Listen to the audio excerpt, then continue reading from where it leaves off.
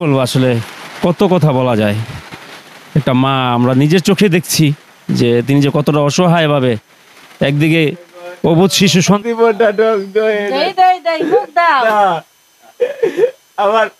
আমার জীবনটা কি বলবেন আপনি, কি বলবেন আর কি কব ভাই,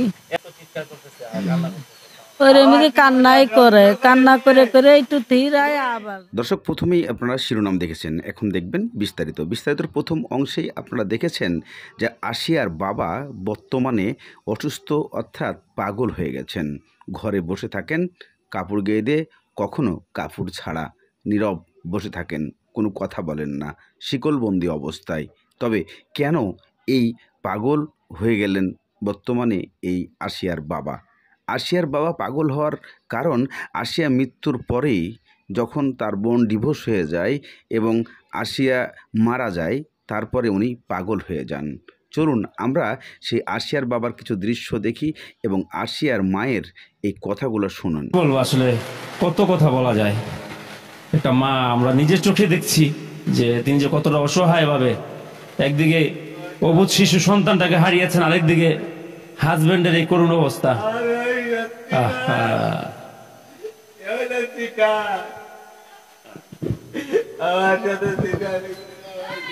দর্শক শ্রোতা, অনেকে বলছে আসলে তিনি নাকি অনেক আরামে আছেন। আসলে আরামে নাই, অনেক কষ্টে আছেন।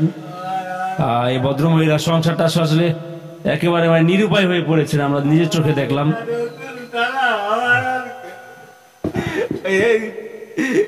জীবনটা আমার ধ্বংস করে দেবে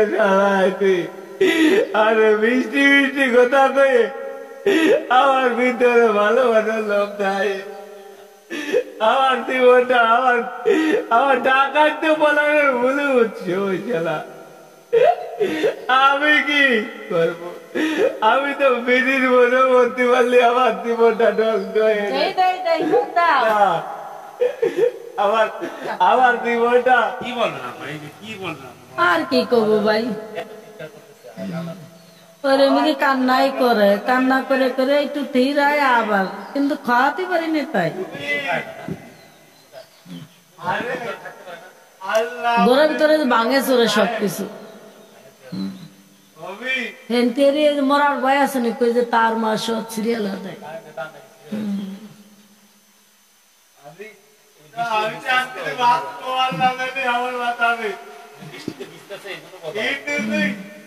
আমি মুছে টুছে দিয়ে যে আবার এই তাবুটা টানায় দিয়ে গেছি যাতে সিটটা না আসে।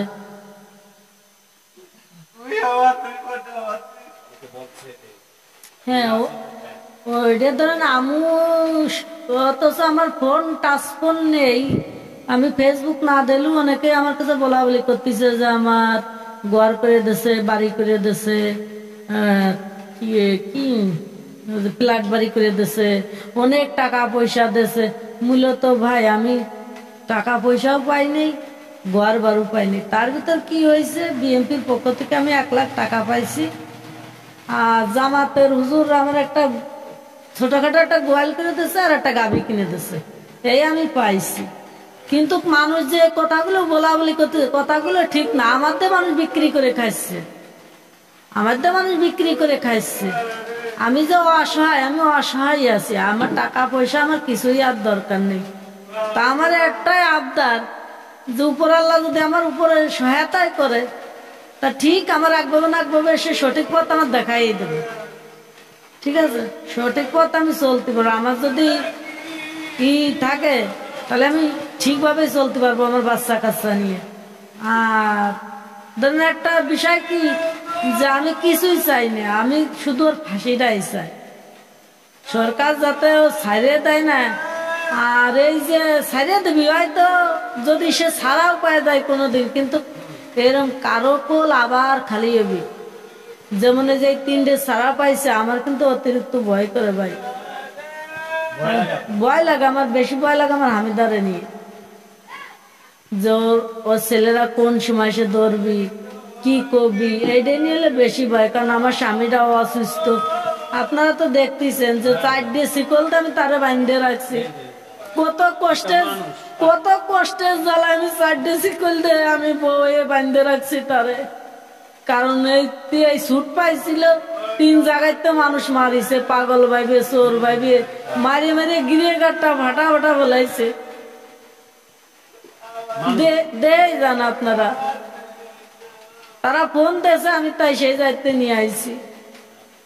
তাহলে আমি কিভাবে শুয়ে আছি? এই আসিয়া মরার পরে তো আমার পরিবারটাই শেষ হয়ে গেছে। আমি সুখী আছি কোন জায়গায়? আমি এই যে এই 4 মাস কি খাচ্ছি, কিভাবে চলতেছি, কিভাবে পড়তেছি, ওই সময় তো সবাই আমার বলেছিল, কিন্তু কই ভাই, আমি তো সেরকম কিছু পাইনি, সেরকম কিছু সাপোর্টও আমি পাইনি। হ্যাঁ, আমি অনেক কষ্টে আছি, তারপরে এটাই সুখী, আল্লাহর কাছে শুকরিয়া আদায় করি যে সরকার যেন ওর ছাড়িয়ে দেয় না, ফাঁসি যেন দেয়, এতে আমি খুশি পাবো এবং আসিয়ার আত্মাও খুশি আর জনগণও খুশি। বাবা তো অসুস্থ, বাবা অসুস্থ হলে তো ভাই আমার কিছু করার নেই না, তারপরে আমার যতটুকু সামর্থ্য ততটুকু আমি তার চেষ্টা করতেছি। হ্যাঁ, আমি চেষ্টা একটু রুটি দিচ্ছি না তারা, আমি পথে পথে বেড়ালু, আমি এমন যে জায়গায় আমার যে জায়গায় নীতি করছে আমি সেই জায়গায় নিচ্ছি। কিন্তু যে একটা বিষয় যে আমি যে মহিলা মানুষ, এইভাবে আমার নীতি আনতে খুব কষ্ট হয়। স্বাভাবিক, আমার পাশে একটা বড় ছেলে নেই, কিংবা আমার একটা শক্ত একটা দেবর নেই, শ্বশুর ধরেন থাকতেও নেই, পাশে বিয়ে করলে গেলাম সে শ্বশুর হয় না, কারণ যা মা যান নাই তার দুনিয়ায় কেউই থাকে না। তা ওর তাহলে ওর কি ডাকছে, আমি ঘরের বউ, আমারই সব দায়িত্ব, যতদিন সে জীবিত থাকবে ততদিন করলে আমি তার ফেলে রেখে যেতে পারবো না, ততদিন তার চেষ্টা করবো। এই আমাদের গ্রামের পাশের গ্রামে এক জায়গার থেকে মারিছিল, মারি তারপরে জানানো দিলে যে আসিয়ার আব্বু তারা ফোন দিছিল, পরে সেই জায়গাতে আমরা নিয়ে আসলাম, নিয়ে আসার পরে 2 দিন পরে শিকলতে বাঁধতেছিলাম, পরে ছুট পেয়ে চলে গেছিল। চলে যাওয়ার পরে আবার পাশের গ্রামে আর 3-4 দিন পরে বাড়ি দাঁড়াতে পারে না, বাড়ি দাঁড়ায় আসিয়া মরার পরে বাড়ি দাঁড়ায় না, আর আসিয়া মরার আগে বেশ ভালোই, বাড়িতে কোনো জায়গায় যাইতে টাইতো না। তারপরে সেই জায়গাতে ওইরকম রাত্রি তারা চিনতে পারি নেই, মারিছে, মারার পরে জানে শুনিছে দেহে সানা আসিয়ার আব্বু সানে ফোন দিছিল, সেই সময় জানিয়ে আজকে 8 দিন শিকল দিতেছি, পানিটুকু গেলে না, অনাহারে মাই করে রয়েছে। কিন্তু সবচেয়ে তো কষ্ট লাগতেছে আমার, ধরুন একটা বাচ্চা, আমি একটা বাচ্চা হারাইছি, তারপরে স্বামীটাও ধরেন থাকতো আমার নাই, বড় মায়েটার একটা খুঁতো হয়ে গেছে, তারপরেও ধরেন আরো কি ফেসবুকে কত, এইটাই বেশি খারাপ লাগে, অনেকেই ফেসবুকে এটা ছাড়তেছে ওটা ছাড়তেছে আমিদার নামে, এইগুলো যাতে না ছাড়ে এইটাও আমি আপনাদের কাছে আবদার করতেছি। কি বলার নাই, যা হোক। এখন নয়ন ভাই ফোন করছিল যে আমিরার বাবার যে অবস্থা জানাইছিলাম, আমার কোন আসিয়ার মায়ের কথাগুলো শোনার পরে প্রত্যেকটা মানুষের হৃদয় কেঁদে যায়, কারণ একটা ফ্যামিলি কিভাবে নিঃস্ব হয়ে যাচ্ছে, যা একটি সন্তানের জন্য একটি বাবা যখন পাগল হয়ে যায় তখন সে সংসারে আর কিছুই থাকে না। মা কতটুক একটা সংসারে করতে পারে যা একজন বাবা